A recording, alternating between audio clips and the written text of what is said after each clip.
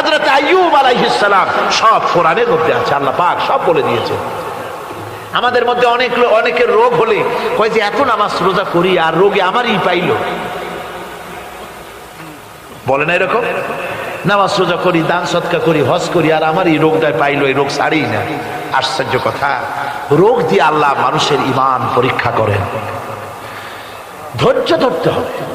হযরত আইয়ুব আলাইহিস সালামের রোগ হলো 18টি বছর পর্যন্ত রোগে ভুগলেন। 18 বছর শরীর পচে যেতে লাগলো, বিবি বাল বাচ্চা সব তার কাছ থেকে ছড়ে গেল। গ্রামের লোকেরা তাকে তাড়ায় দিল, জঙ্গলের ভিতরে তিনি কাটাতে লাগলেন। এরপরে তিনি কষ্টে অস্থির হয়ে গেলেন, কোন শেকায়েত আল্লাহর দরবারে তোলেন নাই। বলেছেন, আয় আল্লাহ পাক, আমি দারুণ ভাবে রোগগ্রস্ত হয়ে পড়েছি, আর তুমি রহমান রহিম। হযরতে আইয়ুব আলাইহিস সালাম 18টি বছর রোগ ভোগ করার পর যখন তিনি লক্ষ্য করলেন শুধু শরীরের ভিতরেই পোকা না, এবার পোকা জিহ্বার মধ্যে শুরু হয়ে গেছে, জিহ্বায় পোকা ধরেছে, গায়ের গোশতে পোকা, পুষ পোকা, পচে পচে শরীর পড়তেছে, জিহ্বার মধ্যেও পোকা হয়ে গেছে। হযরত আইয়ুব আলাইহিস সালাম এবার আল্লাহর দরবারে হাত তুলে বলেন, রব্বুল আলামিন, এতদিন কোনো কথা বলি নাই, 18টি বছর পর্যন্ত হাসি মুখে আমি সহ্য করে চলছি, তুমি রোগ দিয়েছো বলার আমার কিছুই নাই, কিন্তু এবার অবশ্যই শিকায়েত করব, যেহেতু আমার জিহ্বায় পোকা ধরেছে, মাবুদ আমার জিহ্বায় পোকা দিও না, আমার জিহ্বায় যদি পোকা হয়ে যায় তাহলে তোমার মতো আল্লাহর জিকির আমি কি দিয়া করব? আয় আল্লাহ, জিহ্বাটা সুস্থ রাখো যাতে করে তোমার জিকির করতে পারি। সুবহানাল্লাহ। আমার আল্লাহ রাব্বুল আলামিন পরিষ্কার করে কোরআনে কারীমের মধ্যে বলে দিলেন, আমি আইয়ুব আলাইহিস সালামের আইয়ুবের রোগ মুক্ত করে দিলাম এবং তার হারানো সব সম্পদ আমি তাকে দান করে দিলাম।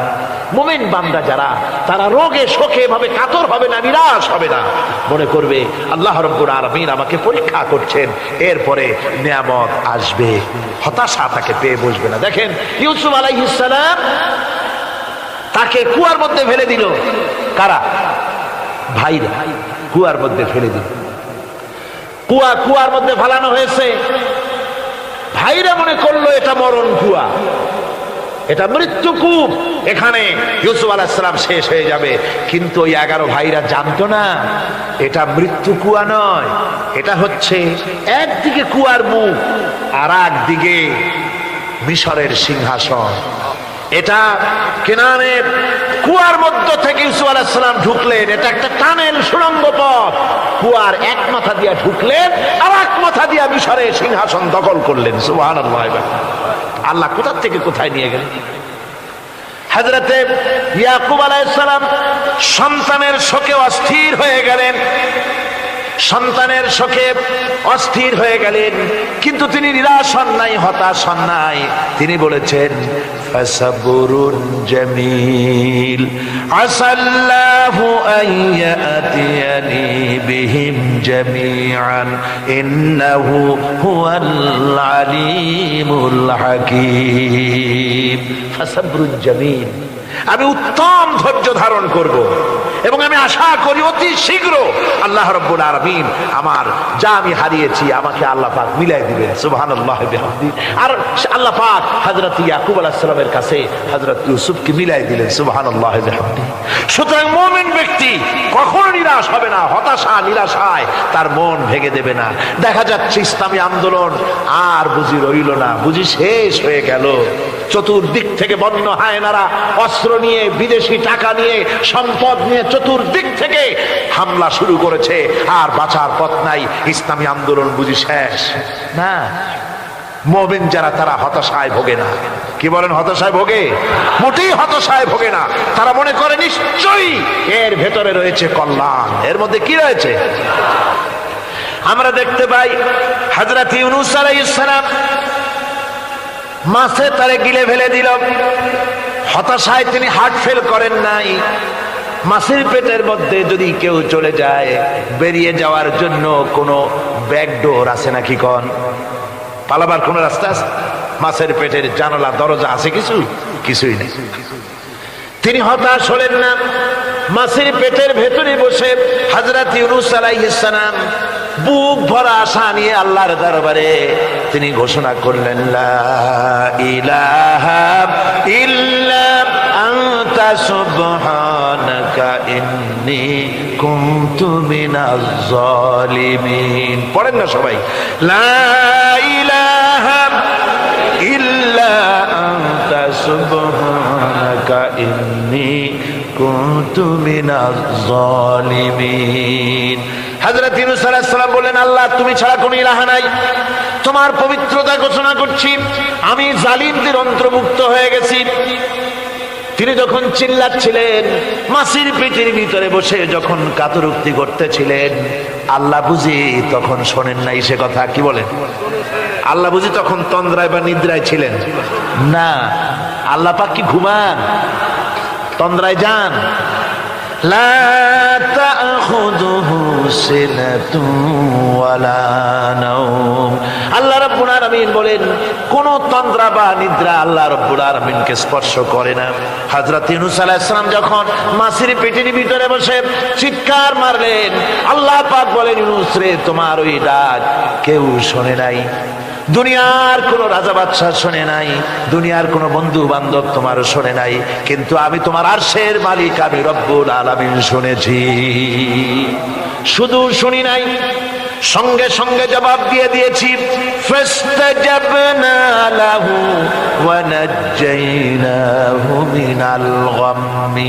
পড়েন, ফাস্তাজাবনা লাহু ওয়া নাজ্জাইনাহু মিনাল গাম্মি ওয়া কাযালিকা নুনজিল মুমিনিন।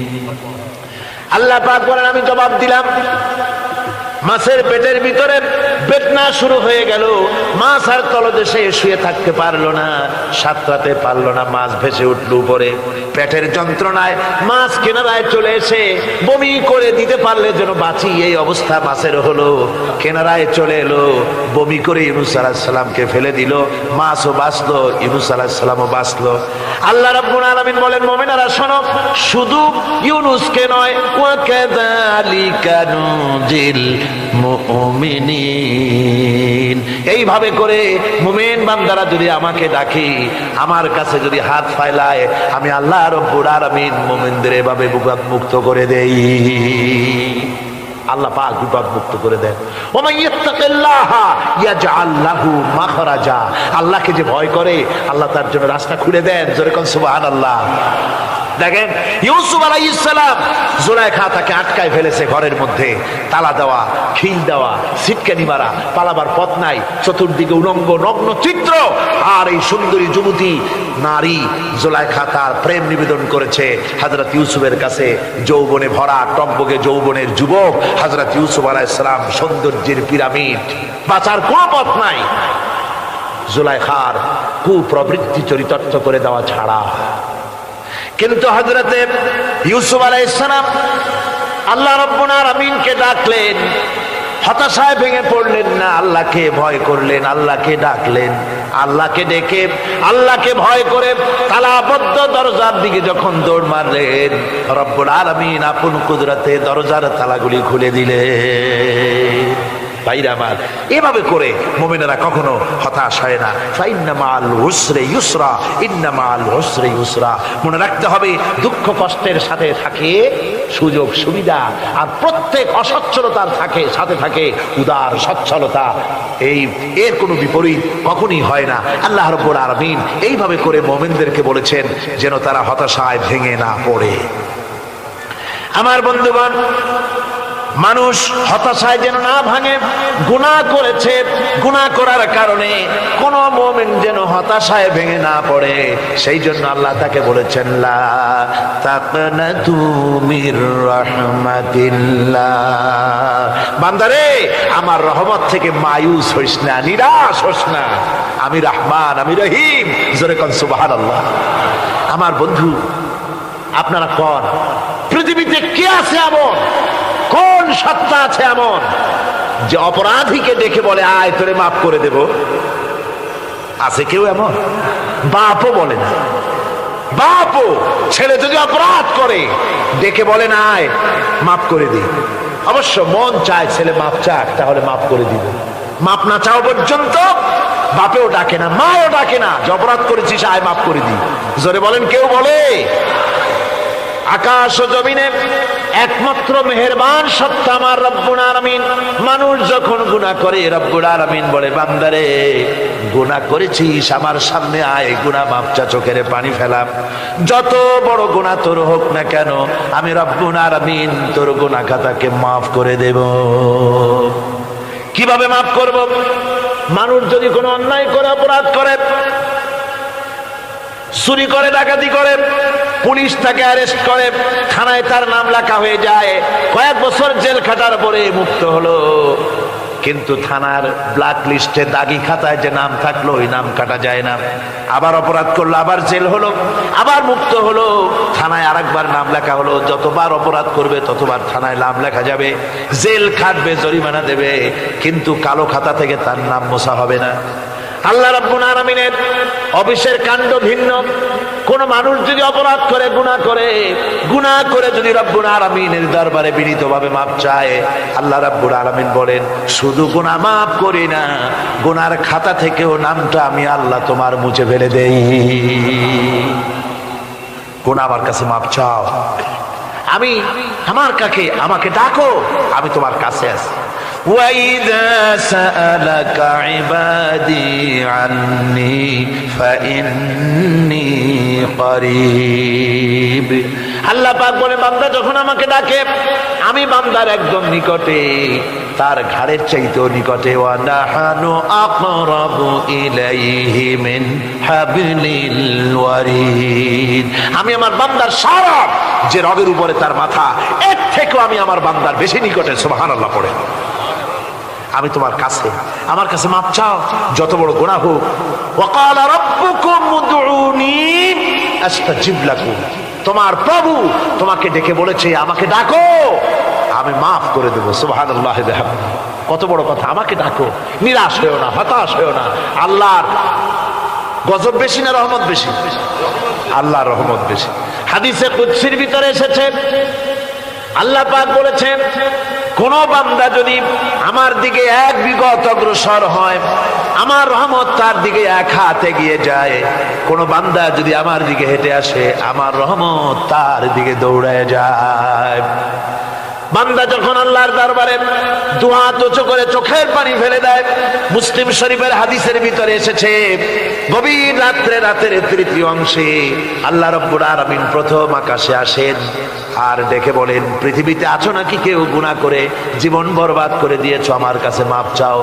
ঋণগ্রস্ত আছো, অসুস্থ আছো, অপমানিত আছো, কে আছো মাজলুম, আমাকে ডাকো, আমার কাছে বলো, আমি ডাকের সাড়া দেব, জীবনের আশা পূরণ করে দেব। ওই সময় যেই সমস্ত লোকেরা কাঁদে তাহাজ্জুদের নামাজ পড়ে, আল্লাহ জিজ্ঞেস করেন ফেরেশতারা, অমুক অমুক দেশে অমুক অমুক বান্দারা কাঁদে কেন? ফেরেশতারা বলে, রব্বুল আলামিন তুমি তো ভালো করে জানো। আল্লাহ বলেন, জানি, তবুও তোমাদের মুখে শুনতে চাই।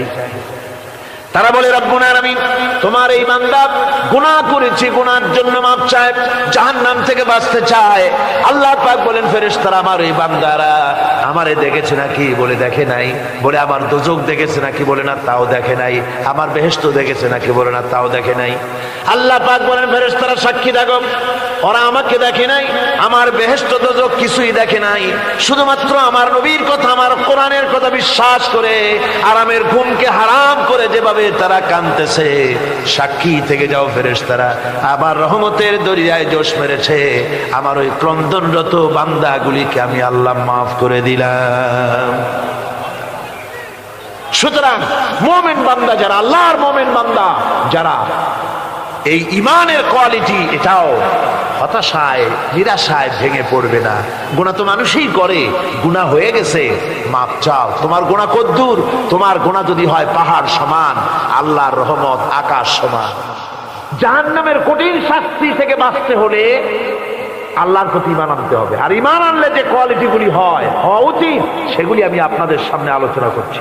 এরপর আরেকটি কোয়ালিটি হবে মুমিনের, তা হলো কঠোর কঠিন বিপদে অবিচল থাকবে, বিপদে ভেঙে পড়বে না।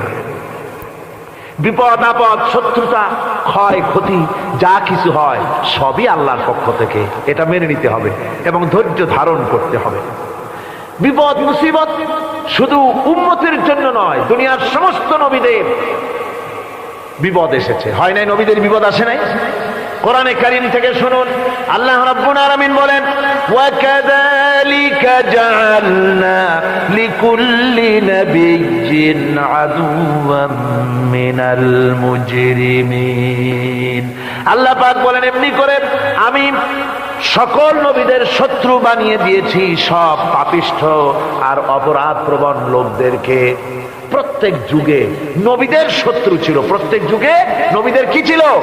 শত্রু ছিল। সে শত্রু কারা ছিল? আল্লাহ পাক বলছেন নবীদের শত্রু ছিল পাপিষ্ঠ আর অপরাধ প্রবণ লোক, এরাই ছিল নবীদের দুশমন। রাসূলগণের অবস্থা যদি এই হয়, তাহলে তার উম্মত, ওই দিনের ধারক বাহক যারা, তাদের বুঝি বিপদ আপদ হবে না? নাকি হবে কিনা? তো ইসলামের বিরোধিতা যারা করে, কোরআনের পরিভাষায় বলা হয়েছে ইসলামের দুশমন, নবীদের দুশমন। দুনিয়ার সব পাপিষ্ঠ আর অপরাধ প্রবণ লোকেরাই ইসলামের দুশমন হয়, নবীদের দুশমন হয়। আজও দেখেন, আজও তাকিয়ে দেখেন, ইসলামী আন্দোলনের বিরোধিতা যারা করে তারা পাপিষ্ঠ চরিত্রের কিনা, তাকায় দেখেন, খুঁজে দেখেন, সর্বত্র খুঁজে দেখুন, খুঁজে দেখুন। যারা ইসলামী আন্দোলনের বিরোধিতা করে, যারা ইসলামকে মিটিয়ে দেওয়ার চেষ্টা করতেছে, যারা ইসলামকে মৌলবাদ বলে, ইসলামকে সাম্প্রদায়িক বলে, কোরআনে কারীমের কথা কত স্পষ্ট যে নবীদের দুশমন হয়, ইসলামের দুশমন হয় মুজরিম লোকেরা, অপরাধ প্রবণ আর পাপিষ্ঠ লোকেরা। আজও আমরা দেখতে পাই এই শ্রেণীর লোকেরা পাপিষ্ঠ এবং সবচেয়ে সমাজের নিকৃষ্ট ধরনের চরিত্রহীন লোক। নামাজ নাই। আপনি খুঁজে দেখেন ইসলামী আন্দোলনের বিরোধিতা যারা করছে, যারা নেতৃত্ব দিচ্ছে, নামাজ নাই, রোজা নাই, চরিত্র নাই, হজ নাই, যাকাত নাই, মদ, জুয়া, জেনা, ব্যভিচার ইত্যাদিতে লিপ্ত। চেহারা দেখলে ছেলেপেলেরা 2 গ্লাস পানি খায় ভর ছোটে। কথা ঠিক কিনা কর? এই হলো অবস্থা। মারে কেন?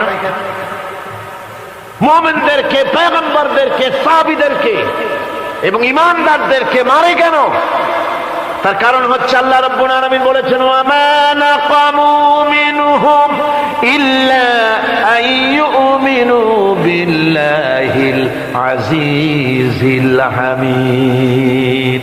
কাফিররা ঈমানদার লোকদেরকে অন্য কোন অপরাধী নির্যাতন চালায় না, নির্যাতন চালায় শুধু এই কারণে যেহেতু মুমিন লোকেরা পরাক্রমশালী, আল্লাহ রাব্বুল আলামিনের দ্বীনকে কায়েম করতে চায়, তার উপরে ঈমান এনেছে, এই কারণেই তারা মারে। ঠিক কিনা কর? যুগে যুগে নবীদের উপরে, সাহাবীদের উপরে যে অত্যাচার হয়েছে, সে অত্যাচার এই কারণেই হয়েছে, অন্য কোনো কারণে নয়। এই কঠিন বিপদে অবিচলতা এবং ধৈর্যের দৃষ্টান্ত নবীগণ পেশ করেছেন পৃথিবীর বুকে। আমরা দেখেছি ইব্রাহিম আলাইহিস সালামকে আগুনে ফালানো হয়েছে, আছে না কোরআন শরীফে? আমি কিন্তু গল্প করতেছি না, সব কোরআনের কথা। কিসের কথা? ইব্রাহিম আলাইহিস সালামকে আগুনে ফালানো হচ্ছে। অপরাধ কি? অপরাধ হচ্ছে হযরত ইব্রাহিম আলাইহিস সালাম দাওয়াত দিয়েছেন, লা ইলাহা ইল্লাল্লাহ। জোরে পড়েন, লা ইলাহা ইল্লাল্লাহ, লা ইলাহা, লা ইলাহা ইল্লাল্লাহ মুহাম্মাদুর রাসূলুল্লাহ। হযরত ইব্রাহিম আলাইহিস সালাম দ্বীনের দাওয়াত দিয়েছেন, এক আল্লাহর দাওয়াত দিয়েছেন, ঈমানের দাওয়াত দিয়েছেন। আর কোন অপরাধ ছিল না। নমরুদ সহ্য করতে পারলো না। কোরআনে কারীমের মধ্যে সব কথাগুলি আল্লাহ পাক এই জন্য বিধৃত করেছেন, এই জন্য কোরআনে কারীমের মধ্যে সব কথা উঠায় দিয়েছেন, যাতে করে মুমিনেরা বিপদ আসলে পরে যেন ঘাবড়ে না যায়। ইব্রাহিম আলাইহিস সালামকে আগুনে ফালানো হচ্ছে। ফেরেশতা বলছে, ইব্রাহিম তোমারে আগুনে ফালায় দেওয়া হতেছে, আমার কাছে সাহায্য চাও, আমার কাছে ক্ষমতা আছে, আগুনগুলো উঠাইয়া নমরুদের বংশ জ্বালাইয়া দেব। হযরত ইব্রাহিম ফেরেশতার কাছে সাহায্য চাইছিলেন নাকি? তিনি বললেন, ফেরেশতা তোমার কাছে সাহায্য কেন চাইব?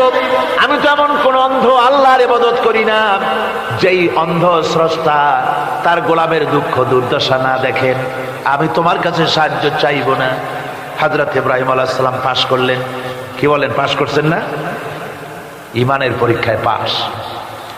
আগুনের মধ্যে হযরত ইব্রাহিমকে যখন ফেলানো হচ্ছে, রব্বুল আলামিন আগুনের প্রতি নোটিশ করে দিলেন, ইয়া নারু কুনি বারদাও ওয়া সালামান আলা ইব্রাহিম।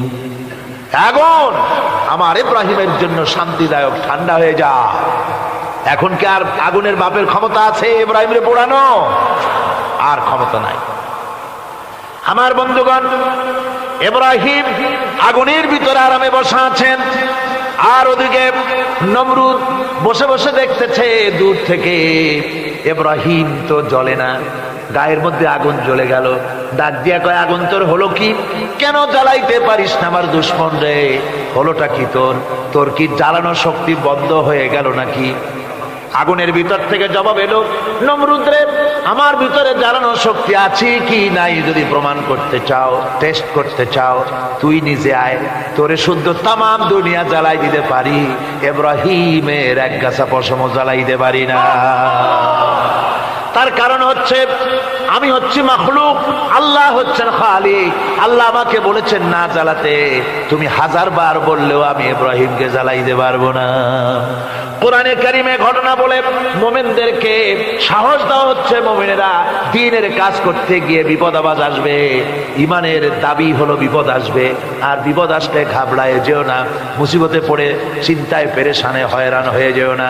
বিশ্বকবি আল্লামা ইকবাল কি সুন্দর করে বলেছেন, আজ ভি হো জু ইব্রাহিম কা ইমা पैदा आग कर सकती है एक अंदाज गुलिस्तान पैदा।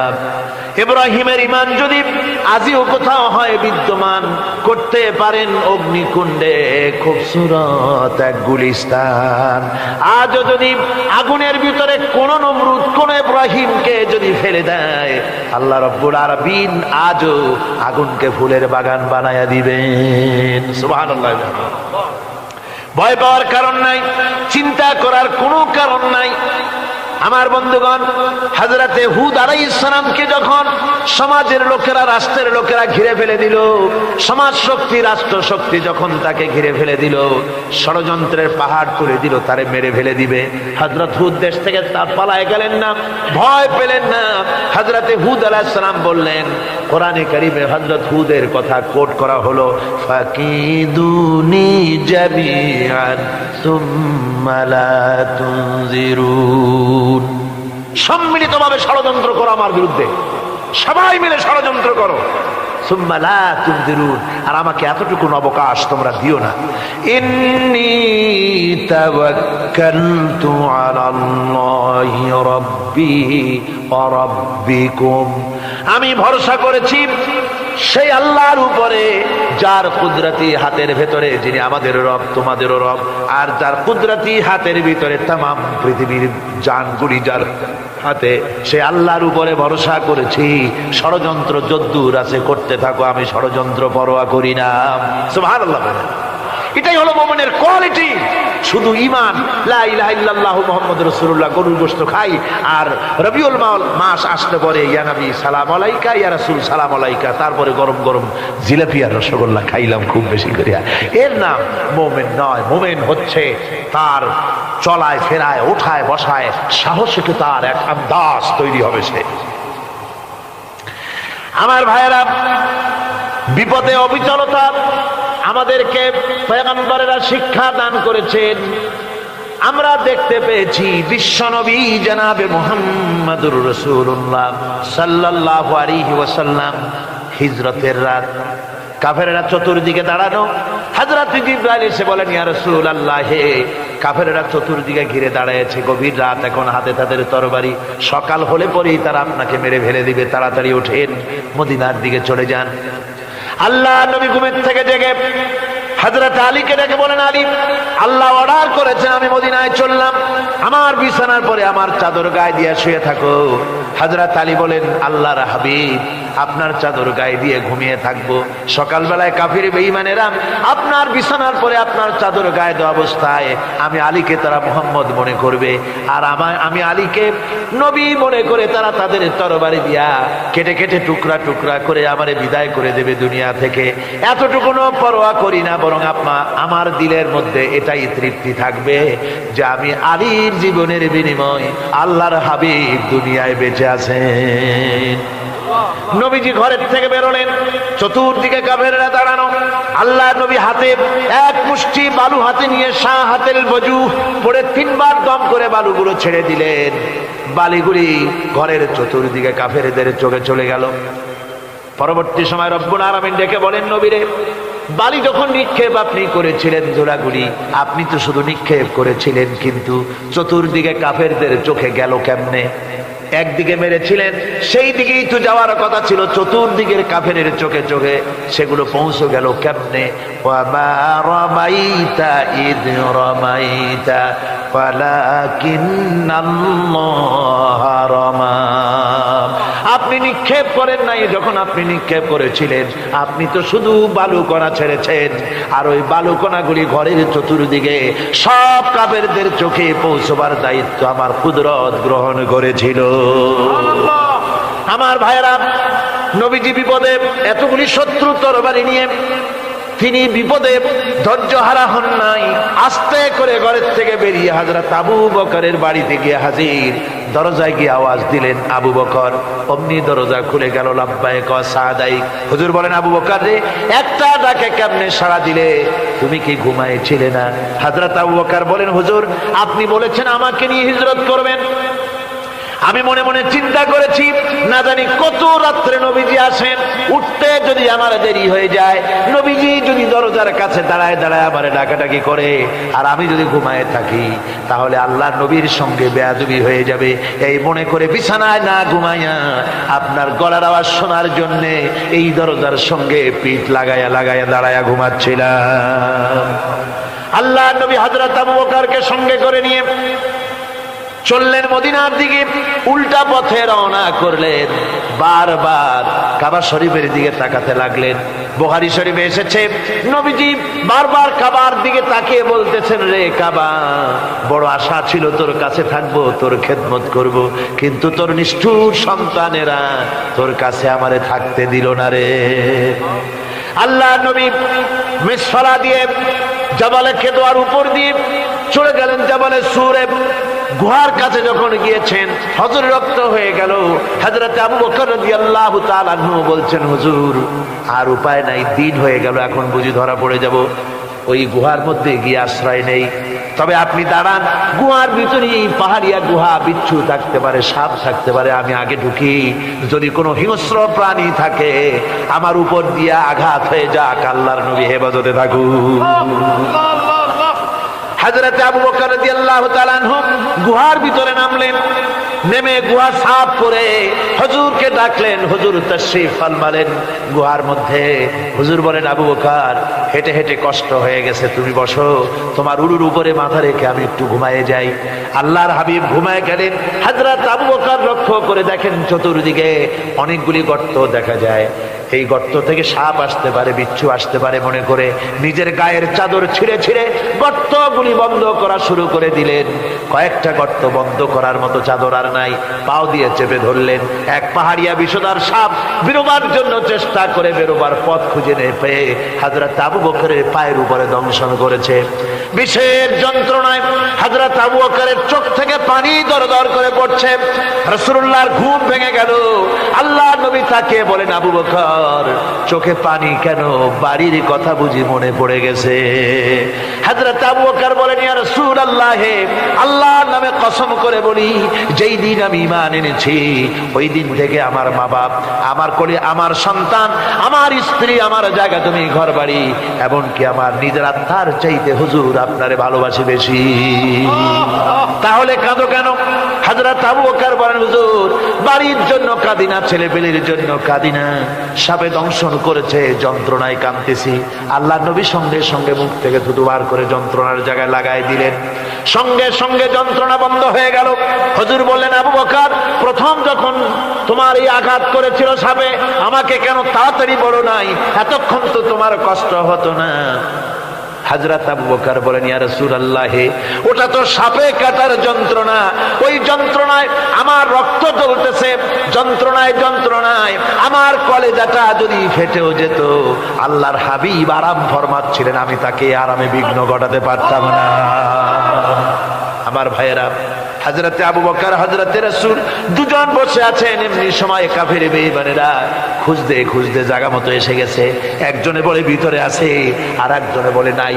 পায়ের যদি থাকবে তাহলে মাকড়সায় জাল বুনালো কি করে, পাখি ডিম পেড়ে বসে আছে কি করে, তাদের সন্দেহ হতে লাগলো। এর মধ্যে নাই একজন বলে আছে আর একজন বলে নাই। হযরত আবু বকর ভয়ের চোটে কেঁদে ফেলেছেন, হুজুর আর উপায় নাই। এই যে অবস্থান, এই অবস্থার ভিতরে, এই অবস্থার ভেতরেও আল্লাহ নবী এতটুকু ঘাবড়ে যান নাই। শত্রুরা তরবারি নিয়ে এসেছে, সুযোগ পেলেই একটু তাকারি দেখতে পাবে, তুলে মেরে ফেলে দেবে। আল্লাহর হাবিব মোটেই ধৈর্য হারালেন না, এতটুকু হতাশ হলেন না। আল্লাহ পাকের হাবিব তার সাথীকে কি বললেন, তখন কোরআনে কারীম সূরা তাওবার মধ্যে আল্লাহ তা উদ্ধৃত করেছেন মুমিনদের জন্য, ইযহুমা ফিল গার ইয ইয়াকুলু লিসাহিবিহি লা তাহজান ইন্নাল্লাহা মা'ানা। ও আমার সাথী, ও বন্ধু, ভয় করো না, চিন্তা করো না, আমরা মাইনরিটি নই, আমরাই মেজরিটি। তার কারণ আল্লাহ আমাদের সাথে আছেন। সুবহানাল্লাহ, আল্লাহ আমাদের সাথে আছে।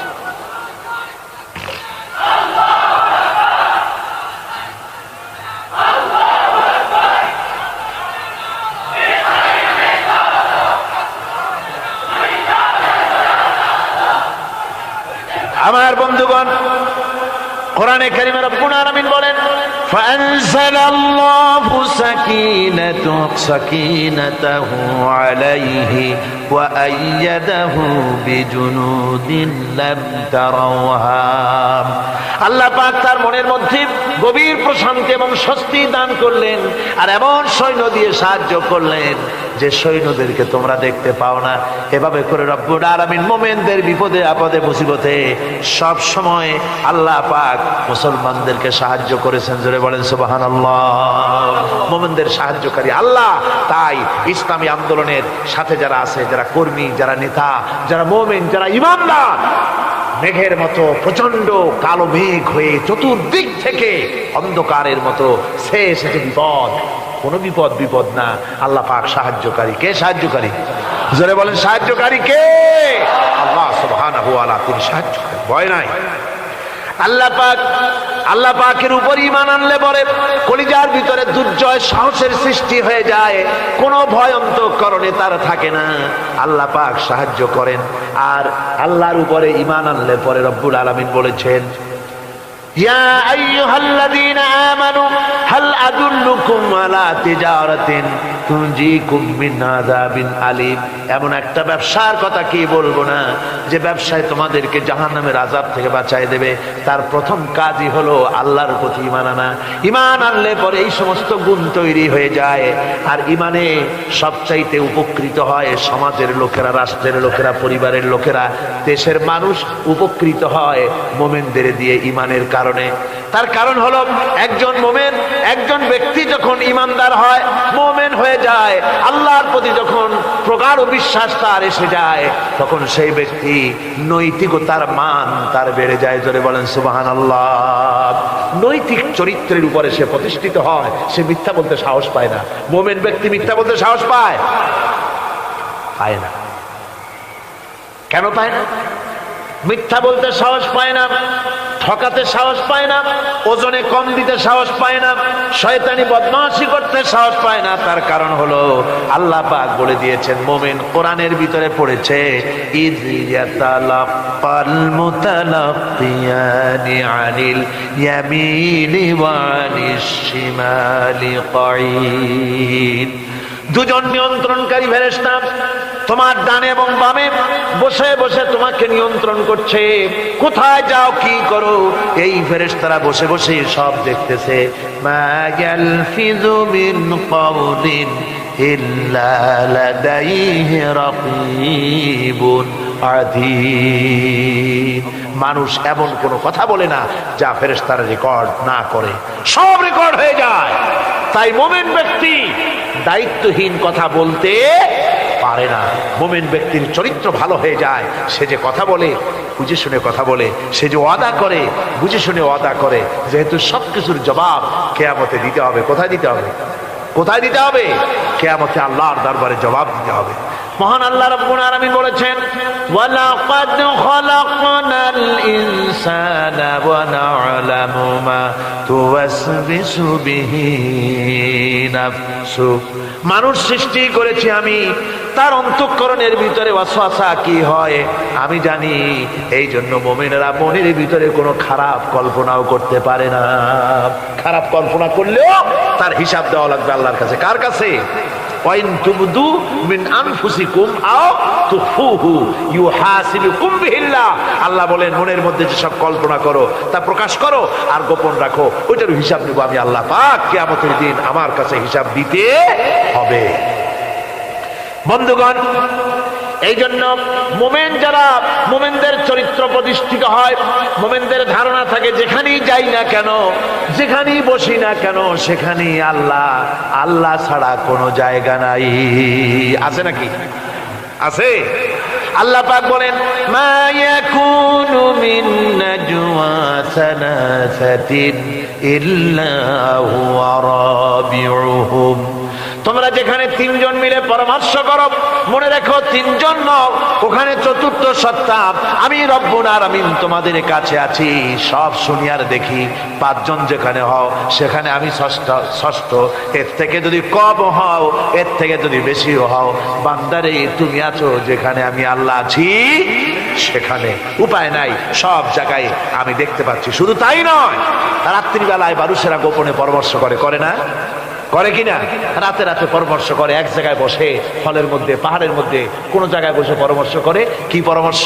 ইসলামী আন্দোলনের লোকদের মারবে, কোথায় তাদের ধরবে, কোথায় তাদের অত্যাচার করবে, এই সমস্ত পরামর্শ করে। আল্লাহ পাক বলছেন, শুনুন, আল্লাহ রাব্বুল আলামিন বলেন, ওয়া হুয়া মাআহুম ইয ইউবাইতুনা মা লা ইয়ারদা মিনাল কাউল ওয়া কানা আল্লাহু বিমা ইয়ামালুনা মুহীতা।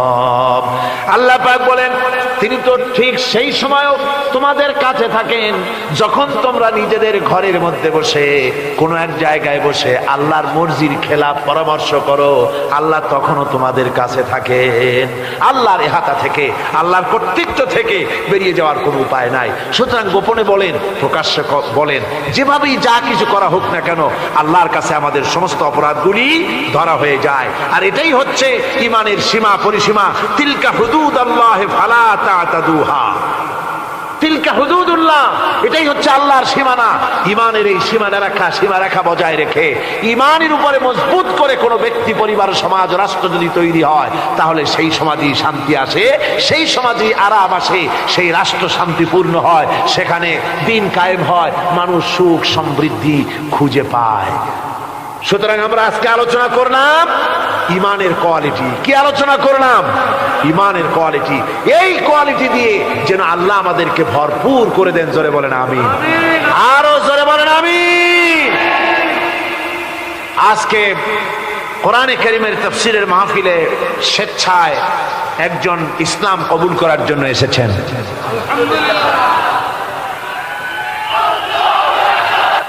আল্লাহর মেহেরবানি, ইসলামের বিরাট গণজোয়ার শুরু হয়েছে বিশ্ব জুড়ে। জোরে কোন আলহামদুলিল্লাহ। এসব কথা আলোচনা করব আমি শেষ দিন ইনশাআল্লাহ। আজকে প্রত্যেক দিন নতুন এক একটি বিষয়ের উপরে কোরআনে কারীমের আলোচনা আসতেছে। আমরা প্রথম দিন নিফাকের উপর আলোচনা করেছি, দ্বিতীয় দিন খাতমে নবুয়তের উপর আলোচনা করেছি, আজকে আমরা আলোচনা করেছি আল্লাহর উপরে ঈমান এলে পরে মুমিনদের কোয়ালিটি কি হওয়া উচিত, এটার উপর আলোচনা করেছি। এর দ্বারা নিশ্চয়ই আমাদের ফায়দা হবে। কি বলেন? আগামীকালকে আলোচনা হবে রাসূলের প্রতি ঈমান। বিসমিল্লাহির রহমানির রহিম। বিসমিল্লাহির রহমানির রহিম। লা ইলাহা ইল্লাল্লাহু, জোরে বলো, মুহাম্মাদুর রাসূলুল্লাহ। আল্লাহ ছাড়া কোন উপাস্য নাই, মাবুদ নাই, তিনি এক। মুহাম্মদ সাল্লাল্লাহু আলাইহি ওয়াসাল্লাম আল্লাহর প্রেরিত রাসূল। আশহাদু আন লা ইলাহা ইল্লাল্লাহু ওয়াহদাহু লা শারীকা লাহু ওয়া আশহাদু আন্না মুহাম্মাদান আবদুহু ওয়া রাসূলুহু। আমি সাক্ষ্য দিচ্ছি আল্লাহ ছাড়া কোন ইলাহ নাই, মাবুদ নাই, উপাস্য নাই, তিনি এক, তিনি একক, তার কোনো অংশীদার নাই। আমি আরো সাক্ষ্য দিচ্ছি মুহাম্মদ সাল্লাল্লাহু আলাইহি ওয়াসাল্লাম আল্লাহর প্রেরিত রাসূল এবং তার বান্দা। সবাইকে সালাম দাও, আসসালামু আলাইকুম বলো। আপনারা বলেন ওয়ালাইকুম আসসালাম। এই ছেলে এতক্ষণ এক মুহূর্ত আগ পর্যন্ত ছিল মুশরিক, আর এখন হচ্ছে আমাদের জন্য আমাদের তৌহিদবাদী, আমাদের মুসলমান ভাই। আমাদের কি হলো? আমাদের মুসলমান ভাই। বরং আমাদের থেকে তার এক ডিগ্রি মর্যাদা এখন বেশি। সেটা হলো এই, আমরা জীবনে বহুত গুনাহ করেছি, আমাদের আমলনামায় কম বেশি গুনাহ সকলের আছে, ঠিক না? কিন্তু এই লোকটি কলেমা পড়ার পর রাসূলুল্লাহ সাক্ষ্য দিচ্ছেন, আল্লাহর নবী বলেছেন কালেমা পড়ার সাথে সাথে পেছনের সব গুনাহ আল্লাহ মাফ করে দিয়েছেন। এখন সে মাসুম, সে বেগুনাহ, নবজাতকের মতোই বেগুনাহ। তার দায়িত্ব ইসলামী সমাজ কল্যাণ পরিষদ গ্রহণ করেছে। এভাবে করে আরো যারা হবে আমরা তাদেরকেও ইসলামী সমাজ কল্যাণ পরিষদ শুধু একটি তাফসীরের মাহফিলই করে না, বরং এ ধরনের কাজ ও সমাজ কল্যাণমূলক বহুমুখী কাজ তারা করে থাকেন। এখন আমি আপনাদের সকলের পক্ষ থেকে আমাদের এই নতুন মুসলমান ভাইকে আলিঙ্গন করে সম্মানিত করছি।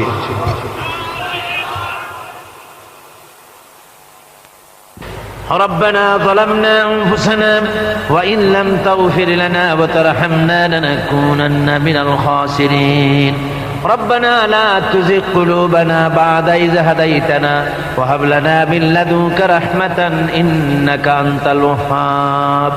আয় আল্লাহ তাআলা, হাজার হাজার মুসলমান নরনারী ঠান্ডাকে উপেক্ষা করে তোমার দ্বীনের কথা শোনার জন্য, কোরআনে কারীমের কথা শোনার জন্য এই মাঠে এসে হাজির হয়েছে।